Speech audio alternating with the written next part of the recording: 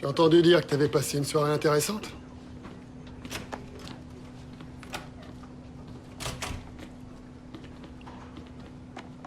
Je connais bien l'aumônière. Si je l'ai jeté, c'est pour une bonne raison. Il vaut mieux que tu la récupères. Ça pourrait être utile. Crois-moi. Je suis passé par là.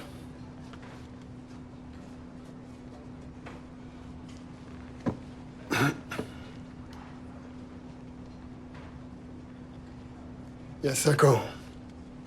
7 mois, 3 semaines et 2 jours. Ma femme nous a quittés.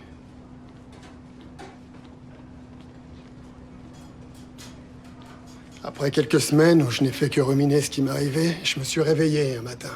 Je me suis préparé mon petit déj, comme d'habitude. Je me suis branché à la machine de dialyse, comme d'habitude. Et je me suis mis à causer. À voix haute.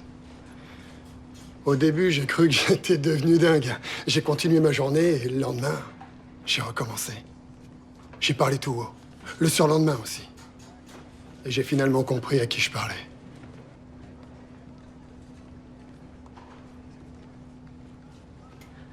Pourquoi est-ce que vous me racontez tout ça?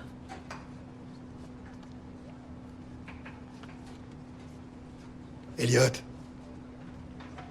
toi et moi, on se ressemble plus que tu ne crois.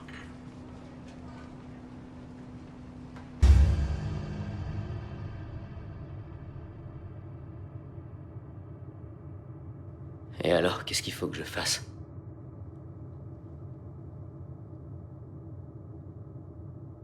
Pourquoi tu t'es mis à tenir un journal à la base?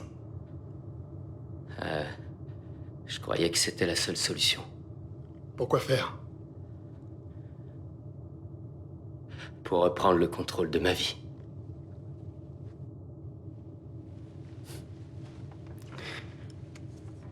Ma femme, quand elle est montée dans sa voiture ce jour-là, elle a bien fait tout ce qu'il fallait.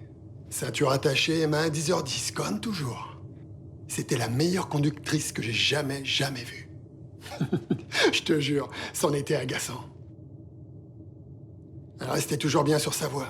Elle respectait toujours les limitations. Elle s'est arrêtée au feu orange. Elle respectait scrupuleusement chaque règle. Et tout à coup, tout ça n'a plus eu d'importance.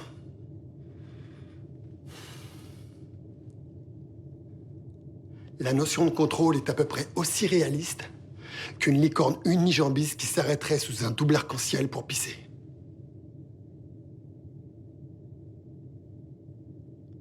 Mais alors, qu'est-ce qui nous reste? Tu vois ce mythe complètement con qui raconte que quand on fait une chute, faut savoir se relever. Tout ça, c'est des conneries, mon pote. Et tu sais pourquoi? Tout n'est qu'une longue chute, au fond. Ça peut pas être autrement. On passe tous notre temps à se repérer dans le noir. Il s'agit pas de se relever, mais de pas trop trébucher. Tituber à tâtons dans la bonne direction. Il y a que comme ça qu'on avance.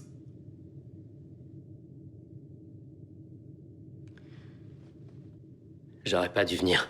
J'ai pas envie d'en parler. Oh, bien sûr que si.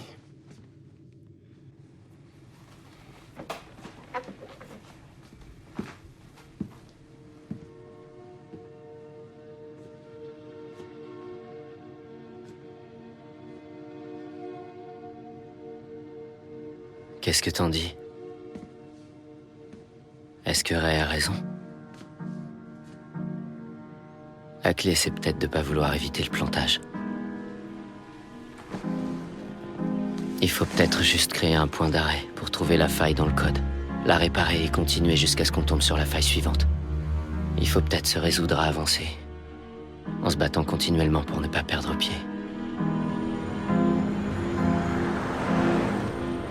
Peut-être qu'on passe notre temps à trébucher, à répondre à toutes les bonnes questions par de mauvaises réponses, ou à réagir aux bonnes réponses en se posant les mauvaises questions. Peu importe d'où on vient et où on va, tant qu'on continue à tâtonner.